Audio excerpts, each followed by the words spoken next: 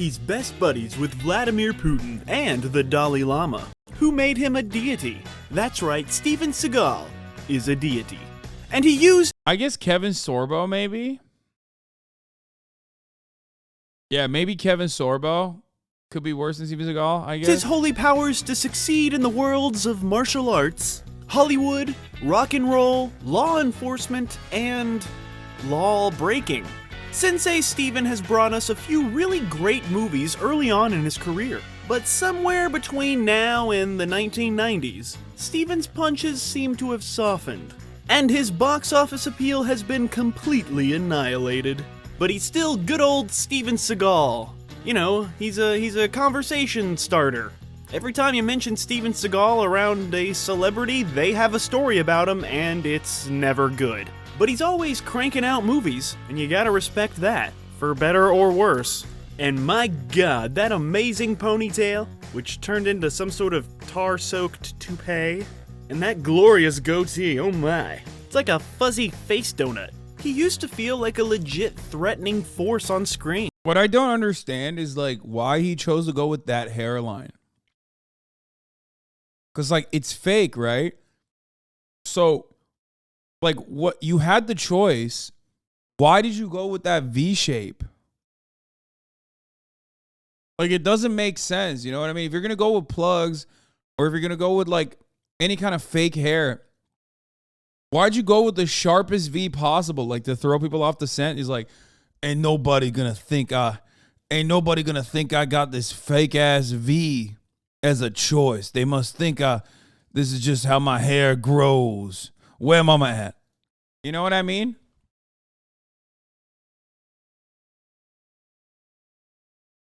Like, I guess that was his, like, 5-head thinking, where just, like, no one will think it's fake if they see how fucking V-shaped it is. You know what I mean? Like a fuzzy face donut. He used to feel like a legit threatening force on screen. Like a kicking, punching young Marlon Brando. I don't know about that. But nowadays he feels like a slumping, sitting, old Marlon Brando. Without the acting chops. Just the karate chops. You want to kill her? Kill her.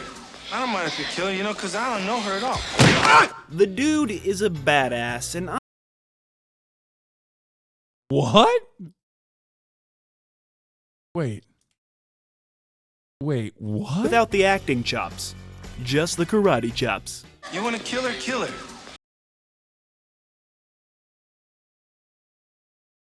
That's crazy. He just straight knocked the random female hostage out, dude. That's wild. I don't mind if you kill her, you know, because I don't know her at all. Oh, he didn't. He punched the dude. I thought he knocked the girl out. I don't know why. Yeah, he punched the dude. The dude is a badass, and I'm not sure if that's 100% true or not, but it is in my heart, and that's all that matters. Steven Seagal certainly believes in Steven Seagal. If your title is Sunday Funday tomorrow, don't stream, please. What?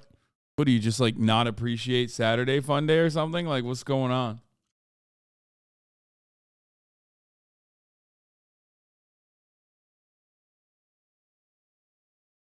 That's so odd. Just anti-fun? Is that what's going on?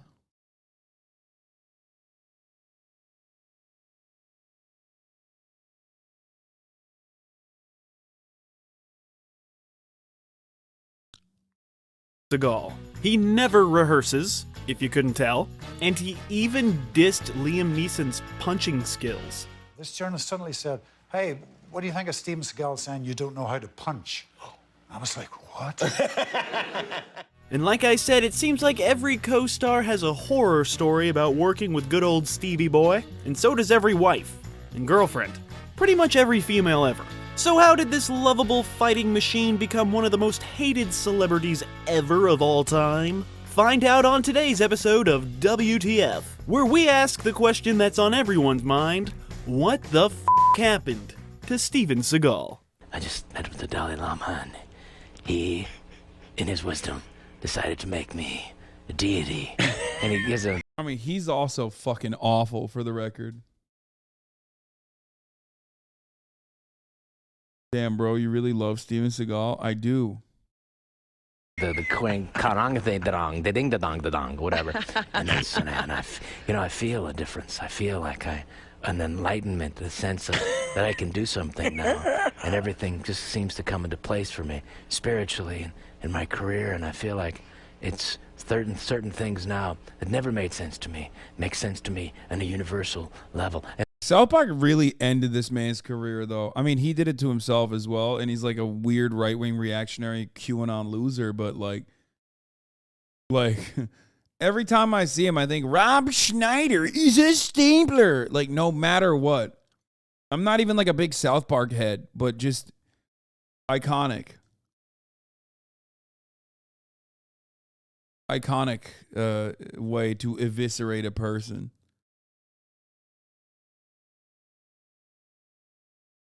He did ruin every movie he was in. And his assistant comes up to him and says, "Hey, Steven, your ex-wife called. You can't bring the kids over this weekend. You tell that if she doesn't get those kids over here, I'll break her neck." Deity. But to truly understand what the happened to Steven Seagal, we What must is he start wearing? at the beginning. His full name is Steven Frederick Seagal, Frederick, and he's a black belt in Aikido, a style of martial arts that both defends against the attacker while also protecting that same attacker from injury. The primary goal of Aikido is to overcome oneself instead of cultivating violence or aggression. It's like peaceful violence. You don't want to hurt anybody, do you, Steven?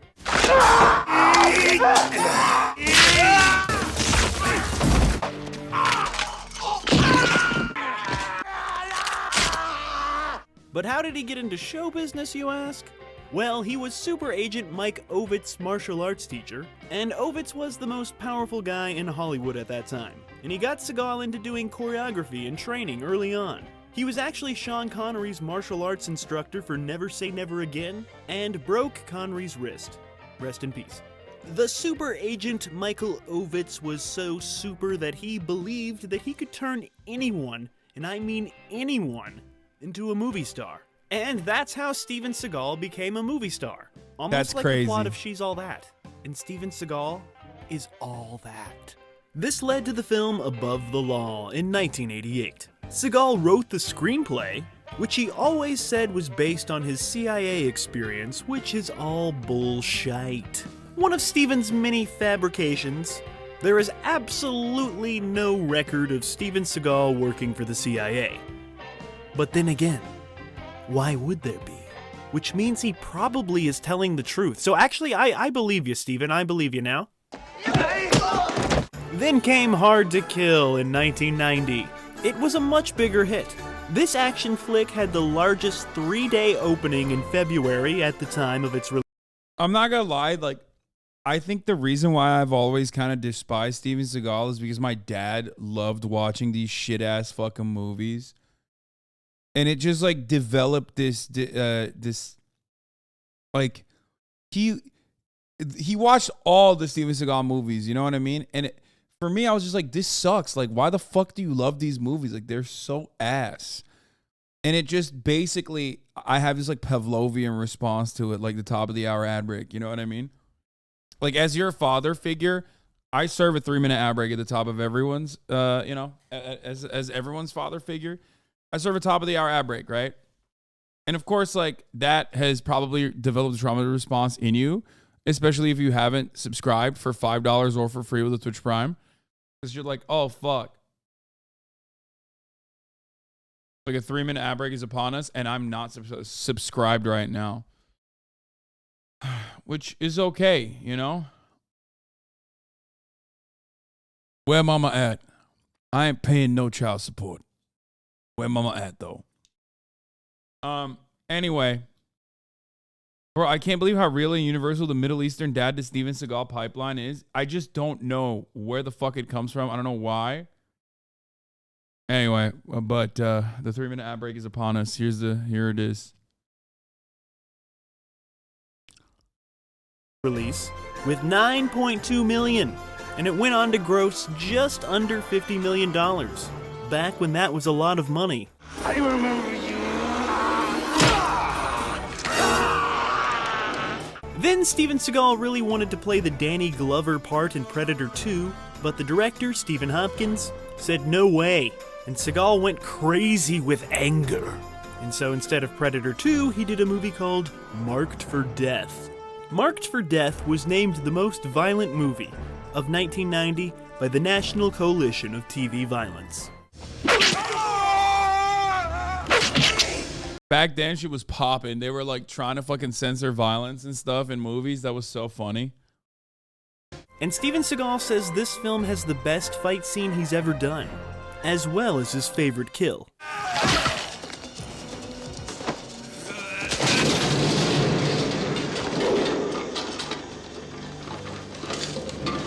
That's awesome.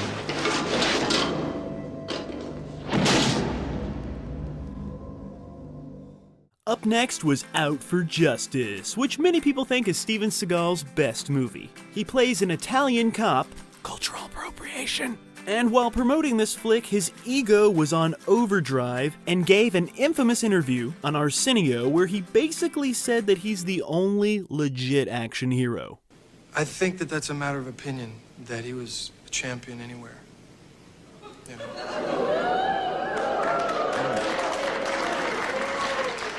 That's Out a for wild Justice thing was to say. probably the best use. It is a wild thing to say when, you know, this is an era where it's pretty much like all superhero action flicks. Like that, the Marvel back then was, like I said, a juiced up foreigner that towers above all Americans that you can't really understand. Like that was every action movie. I mean, every Marvel movie replaced that with like action movies. My girlfriend is dreaming of going on dates with you. Stop it. You didn't have to write that in the chat, but okay. I will try and stop myself. Use of Steven Seagal's skills, his character is surrounded by a great supporting cast. And so there's always somebody there to pick up the slack. Just enough Steviness. Not too much, just right. This is actually a well-directed, dark, gritty crime thriller that just so happens to have a big, dumb action hero in the center of it. Tell your girlfriend I'm already dating your mom. And it works really well. Seagal didn't suck the artistic soul out of this one. It's probably his best acting, even with the ridiculous Brooklyn accent. And the villain in the movie is absolutely terrifying.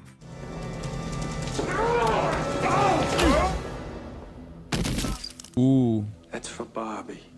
That's a good The kill. original title for Out for Justice was The Price of Our Blood, but Warner Brothers demanded it be changed to keep in line with Seagal's other hit films that all had 3 words in the title: Above the Law, Hard to Kill, Marked for Death, Out for Justice. You know, 3, the Holy Trinity, third time's a charm, Three's Company. They saw a winning pattern with that 3-word title thing, and the Warner Brothers and their sister Dot were not gonna break that winning pattern. And like everyone, the director has said that he hated working with Steven Seagal, because Steven Seagal was always showing up late and acting like Steven Seagal. Seagal was infamous for actually hitting his stuntmen, saying that it looked more realistic when he would actually punch them. But you know, acting, you don't actually have to punch them because it's a movie. But Steven Seagal did not care about that. So legendary Low key, like, it probably doesn't matter because you're being punched by Steven Seagal, and there's 0% chance that that's like a real that's a real good punch. Like other people, like Hong Kong cinema, and other Asian cinema have realistic action sequences where there are real punches and shit, and those motherfuckers actually know how to kick and punch, so it does actually make it better. Meanwhile, Steven Seagal does not know how to punch, so doubt it. tough guy Gene LaBelle reportedly, allegedly, taught him a lesson that he'll never forget. Well, at least his pants won't forget. And I'll let Kevin Hart tell the story because, you know, he's Kevin Hart. Kevin, please. Smells like shit everywhere. The guy choked the shit out of Steven Seagal. He was marked for death. He said, and literally all you heard was... Yeah, this is the story of the stunt coordinator that Steven Seagal pissed off, who was just like, who he challenged to a fight, and then the dude choked him so hard he shit his pants in front of 30 people.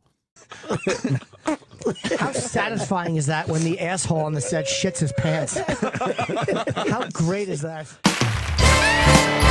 That was very bad. Oh my God. Let's get back on to Rotten Tomatoes. It's a good one. It's one of the best Die Hard rip-offs, but this time there's battleships. it. Do you want the panani? I'm gonna pee. I'll be back in a second. After that, Steven Seagal directed his eco-warrior passion project, On Deadly Ground, which was much mocked. Roger Ebert, you know, the famous film critic guy that I always quote, said if you like seeing stuff blown up real good, this is a movie for you. So I guess it's a movie for me.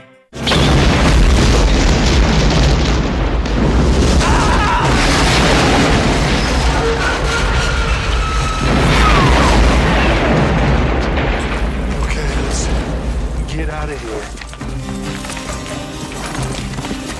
The speech at the end of the movie was originally 40 minutes long, but test audiences laughed and booed in the theater, so it was cut down to only 7 minutes, which is still painfully long. But yeah, pretty much everybody calls this one laughable and absurd. And Steven won Worst Director at the Razzies, and the film was nominated for 6.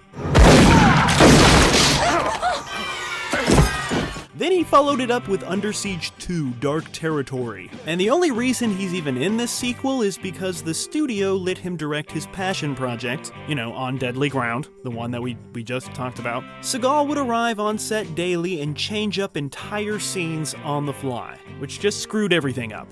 But this did lead to a funny parody on Roseanne, so let's watch that.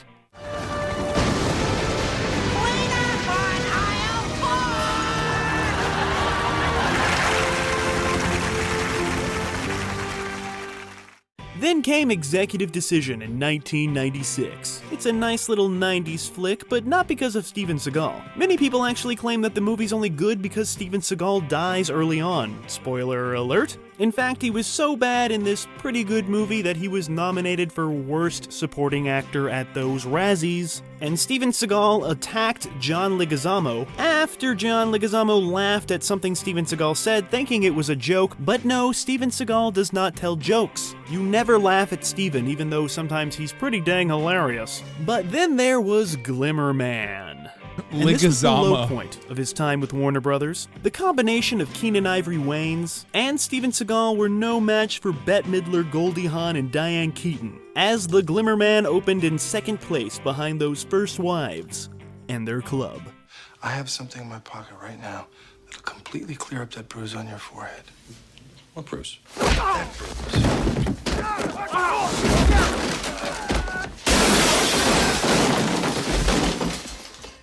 And of course, Steven Seagal was continuously late for shooting, annoying that Wayans brother. And at this time, Seagal had become deeply spiritual and no longer wanted to kill people in his movies, which was a big problem because the only reason people go see Steven Seagal movies is to watch him kill people.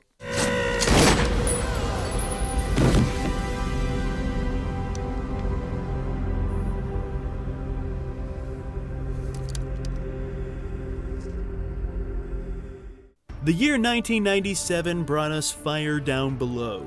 At this point, Steven Seagal was kind of over, with Fire Down Below being much mocked for its sped-up fight scenes and all of those scenes with Steven playing the guitar. It was too much.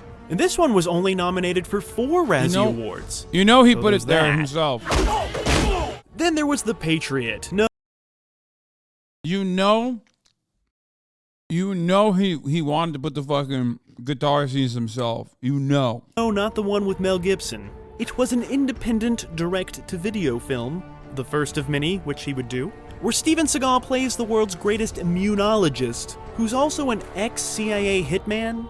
Yes, it's just as crazy as it sounds. It got poo-pooed on by the critics, for being a Steven Seagal movie with barely any Steven Seagal action. But those same critics poo-pooed on Steven Seagal for having too much action. So that poor Steven Seagal, he just can't win.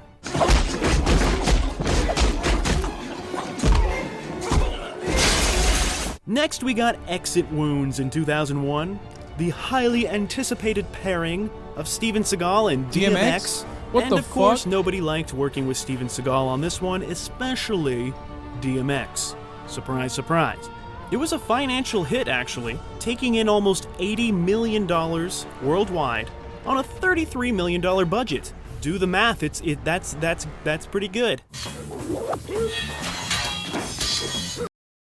Another DMX carry. Yeah, that's a DMX carry, 100%. DMX was goated in fucking movies. What was the one with Jet Li? Fuck. Cradle to the Grave, yeah. Or Romeo Must Die. X gonna give it to you. Man, that shit was awesome, dude. That shit went hard in Turkey, dude.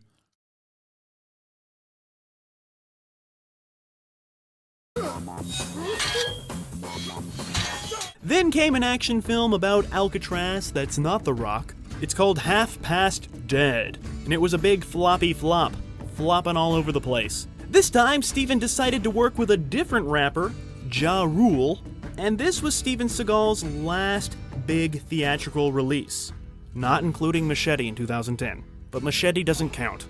At this point, Steven was traveling with a Buddhist advisor, and on any given day, the Buddhist advisor would give verdicts on Steven's karma, and if the karma was unfavorable, Steven would not film that day, and that pissed everybody off, even Buddha.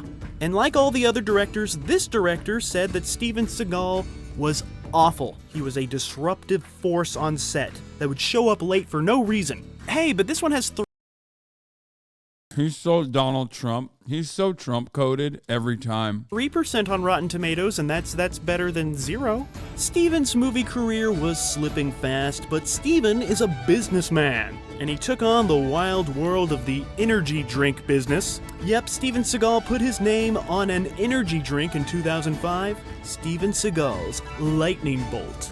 Have you tried it? I'm gonna take a sip now. Good to be the king, isn't it? And guess what? This could happen to you if you drank Lightning Bolt. Lightning Bolt. Try it today. What? It's electric. And even though Steven's shadowy... It was billed as the Asian Experience energy drink.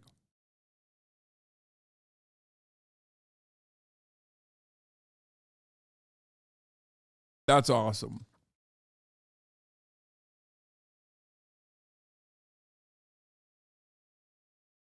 It's electric.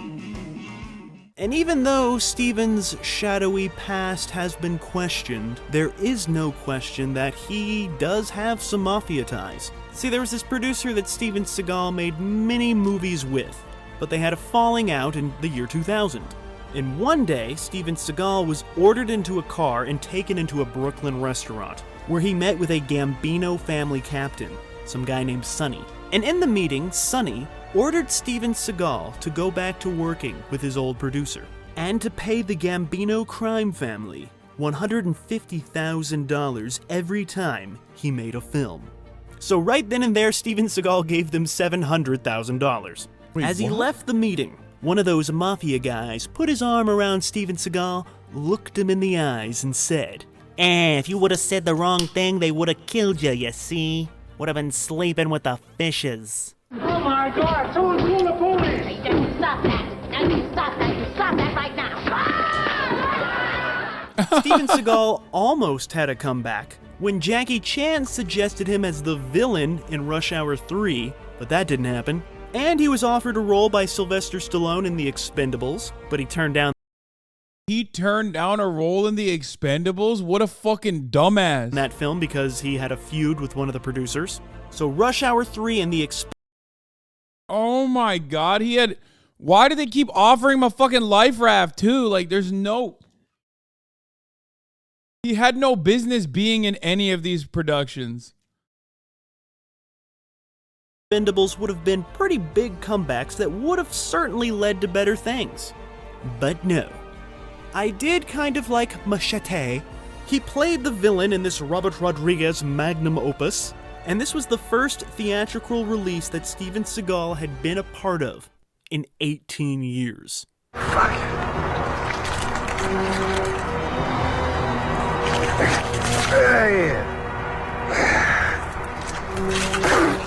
So it looked like the silver screen was done with this kung fu fighter, and it was time for Steven Seagal to live in reality. Television, one of the greatest and most bizarre things to ever appear on a TV screen. This is why we're on a Seagal arc. Many people are wondering, like, why do you keep watching Seagal shit? It's because Steven Seagal's Lawman, a 2007 A&E television show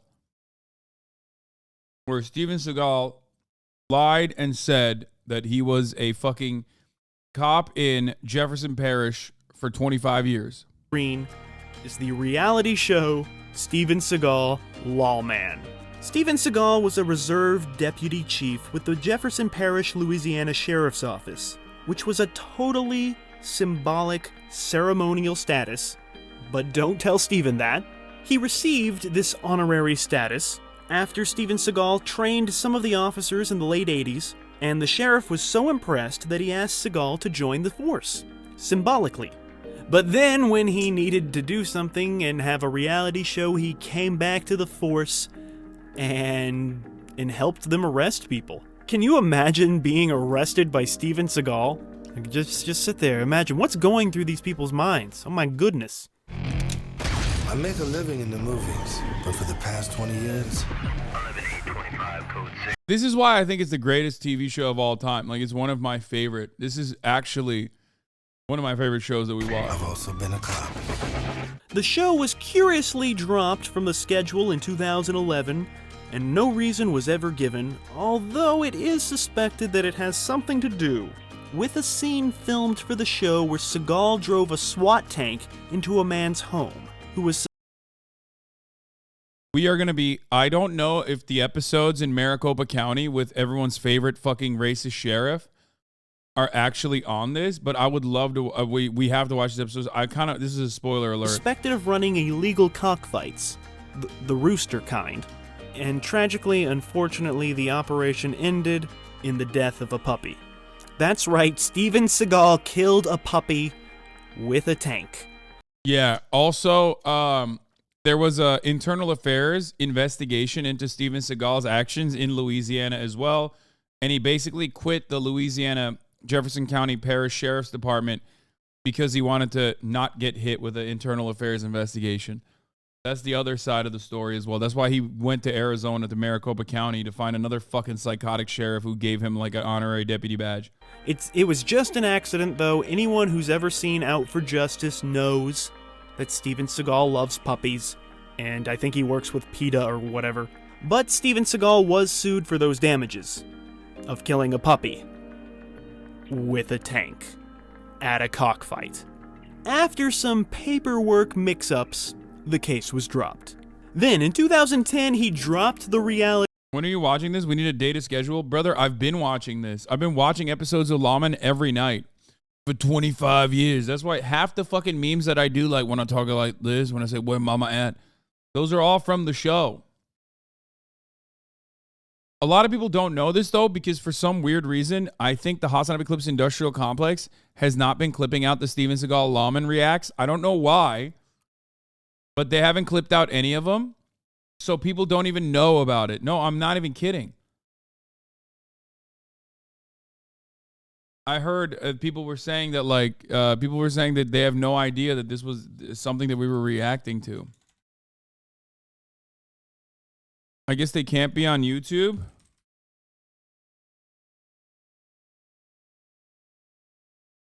There's a couple. Holy fuck. One from Hasan Piker at 33K views, 14K views, another one.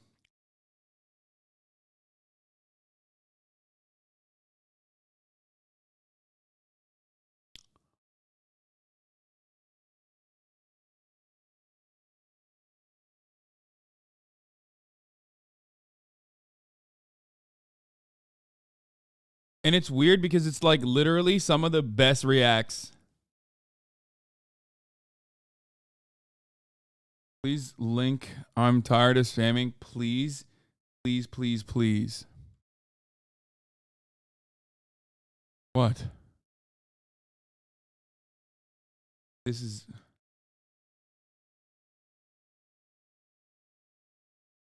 Thanks, chatter. I don't understand. There's, yeah, Aikido. Yeah. From his television and did a fictional cop drama show called True Justice, where he delivered justice that was true. And while he had been kicking ass doing all those things, he had also been drowning in straight-to-video movies for the past 20 years. I will now read off the titles of all those motion pictures. The Foreigner, Today You Die, Black Dawn, Mercenary, Mercenary for Justice, Belly of the Beast, Clementine, Into the Sun, Submerged, Flight of Fury, Urban Justice. Yes, we've been watching Lawman, and yes, the reason why I love it is because this chatter is correct. It shows how corrupt and worthless the institution of policing is, that some random untrained actor who isn't officially employed as a cop is allowed to participate in raids and arrests. The fact that this shit isn't unconstitutional is ridiculous, and it literally goes back to the days when a sheriff could just round up any old asshole as a part of his posse, and this isn't the Old West. That shit should be completely illegal. It also kind of shows that there is not much difference between Steven Seagal and all the other fucking untrained dipshits that are like actual full-blown cops. And most importantly, it just basically shows how rotten to the core the policing is as an institution, because it's an occupying force in black neighborhoods. They show Steven Seagal's 2007 reality TV show Lawman basically fucking is supposed to be pro-cop. It's a sequence of pro-cop television that is supposed to make you understand and side with the cops, and you know, you're supposed to develop sympathy for police officers and how difficult the job is, and yet it basically misses the mark by the widest of margins. It is the greatest effortless anti-police content that we have, the probably the best. It's like better than Audit the Audit. Every episode features Steven Seagal and the band of roving thugs that he follows along in his ride along. Unironically, racial profiling and mass incarcerating random black people for the crime of existing in the periphery of Steven Seagal's now trademark term, Aikido vision. Pistol Whipped, Against the Dark, The Keeper, A Dangerous Man, Shadow Man, A Good Man, Born to Raise Hell, Maximum Conviction, Attack Force, Force of Execution, Gut. Me and my brother tried to watch one of these like later Steven Seagal movies, ironically, and it was fucking hard, dude.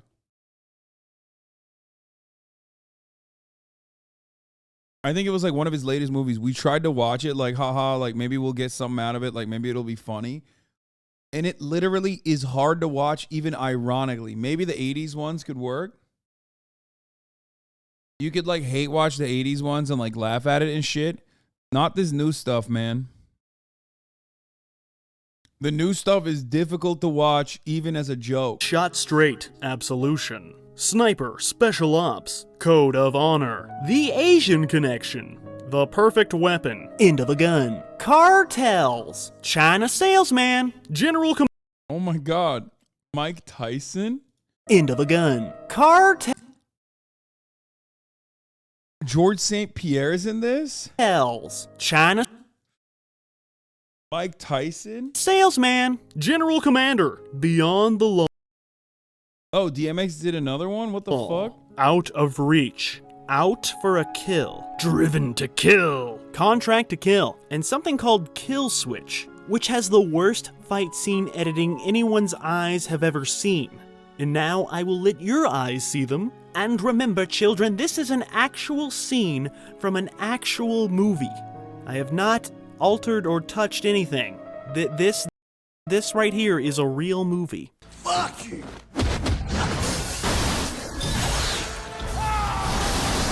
Oh, dude. they edited this like a Korean reality TV show.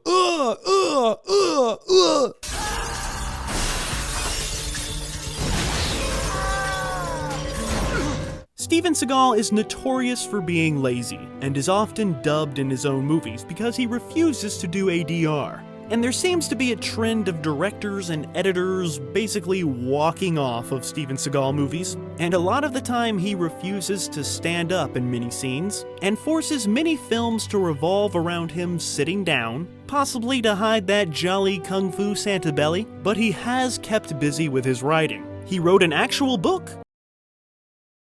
The Deep State and the Hijacking of America, The Way of the Shadow Wolves. In 2017, called The Way of the Shadow Wolves, The Deep State and the Hijacking of America, a book about a secret globalist agenda to Oh my God, he wrote the QAnon plot before QAnon popped off. Or while QAnon was popping off. Is Steven Seagal Q? Destroy the United States, and only one man can stop it. And that man is a thinly veiled version of Steven Seagal. That's right, Steven Seagal wrote a book about a version of himself who's not himself fighting the deep state, which is Oh my God.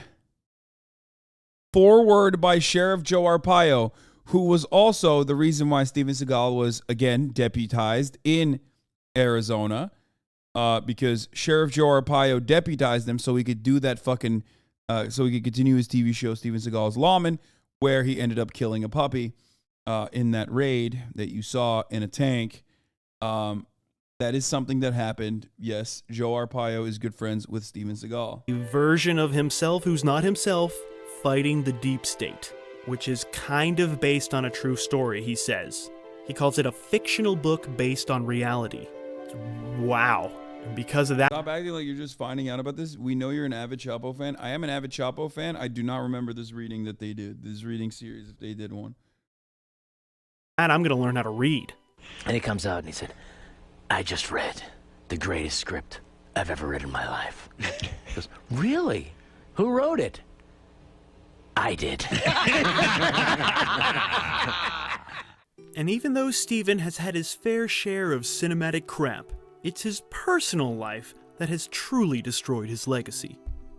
He has had several women come forward to accuse him of casting couch situations, and he's been one of the most #MeToo'd guys of that whole movement. It's crazy because it's like he is like under the radar. This part is true. But because he's Steven Seagal, like no one really gives a shit about him. So like he just basically flew under the radar of the Me Too movement. And also he's in fucking Russia. So And I'm not sure about the evidence or anything of these damning accusations, but they all sound the same. There feels to be some legitimacy there, but what do I know? Don't trust anything I say. Ever. And even... Wait, what? Yeah. He's in Russia? You didn't know? Steven Seagal is now like an envoy of Russia. He now literally does propaganda for the Russian state. And I'm not saying that with like the whole, oh my God, it seems like it's 9 o'clock in Moscow type shit. Like he literally, you know, I'm not like a Blue Anon type person or a Russiagate conspiracist, but he like literally does, he does straight up Russian propaganda. Like he will, yeah, he tours DPR and LPR with the Russian military. He'll go to sites that have been like bombed by the Russian military and go, here, as you can see, Ukrainians bombed this site on their own. What? Jojo the Mofo is your biggest fan? Wait, is that the person? Are you Jojo the Mofo? Is this yours? Joe Blow Originals? No, right?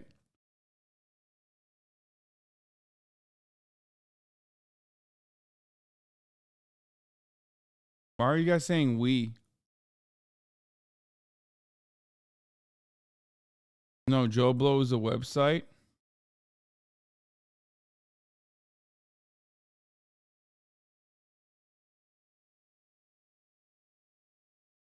Will you play Atomic Heart on Monday, or will you get canceled because it's made by Russians? Yeah, I will play Atomic Heart, but I'm a little worried that JoJo is a W streamer? Oh, nice. I'm a little worried that it's going to suck. Not that it's made by Russia. I don't give a fuck about that. JoJo, friend of Belize JoJo.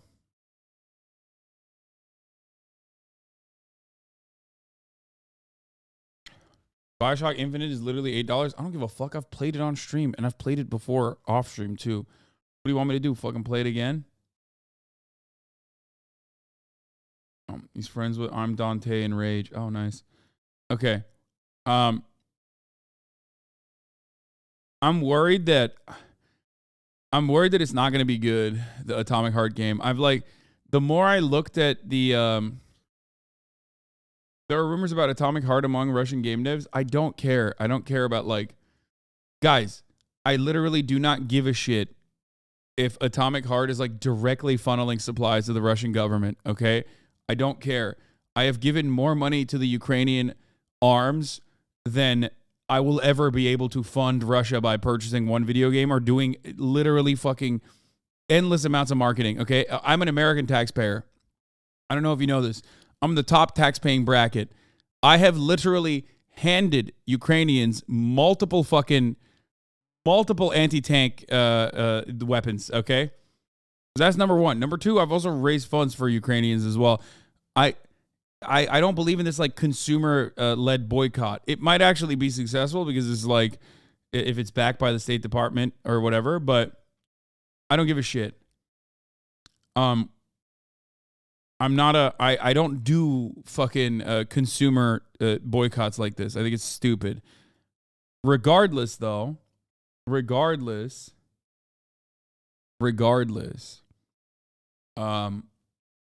I don't think that it's going to be good. I'm a little worried that it's not going to be good. More criminal controversy came in the year 2020, which is the current year that I am making this. Seagal settled charges with the Securities and Exchange Commission for unlawfully promoting cryptocurrency when he failed to disclose to his followers on social media that he had been paid to promote cryptocurrencies. And who the hell is trusting Steven Seagal with cryptocurrency advice? That's so funny. And what the hell is cryptocurrency? Yeah, I'm still not really sure. But I want some. Send it to me now. Steven Seagal is cock puncher. Awesome. So what the happened to Steven Seagal? Well, he's lived in Russia since 2016 with his BFF, Russian President Vladimir Putin. Yep, Putin and Seagal. Best buddies forever. Now that sounds like a reality show I want to watch. Can you? Oh my God, that's such a good take. Yes, I would literally nonstop. I would watch that. Oh my God, I wish that was a fucking show. Oh God, that'd be so sick. Imagine. Say what you want about Steven Seagal, there is no doubt that he's left his mark on cinema. And maybe a few bruises too. The man is a true inspiration. An inspiration in the world of martial arts. An inspiration to anyone who's ever wanted to make it up there on the silver screen. An inspiration to anyone who's ever thrown a punch or kicked a foot. And the or killed old ladies with a gun in a high-speed chase for no fucking reason, even though it makes no sense for him to do so. As the hero. Or cashiers, apparently. Just in general, civilians who are defending themselves, oftentimes not even defending themselves from Steven Seagal, but should be defending themselves from Steven Seagal. Inspiration for a really cool rockin' band. Steven Seagal's. You've been thunderstruck. He started out as a great martial artist with some great screen presence, who worked with some talented filmmakers and made a few decent flicks. But his ego got bigger than his belly, and Steven took control of his uncontrollable career, and that was a bad idea, forever dooming him to a world of straight-to-video garbage.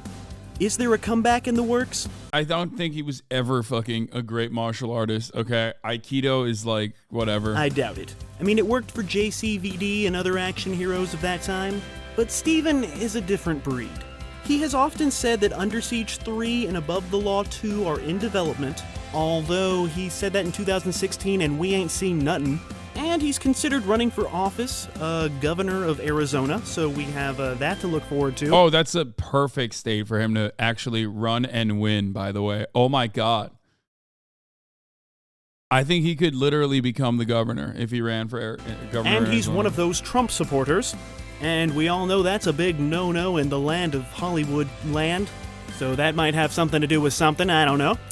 So I guess if you lie about your training and your badass past, and treat everyone like crap, and make nothing but lazy, horrible movies for decades, and get involved with illegal criminal activity, and act like a jerk all the time, and hashtag Me Too a bunch of people, then yeah, your movie career, it might suffer.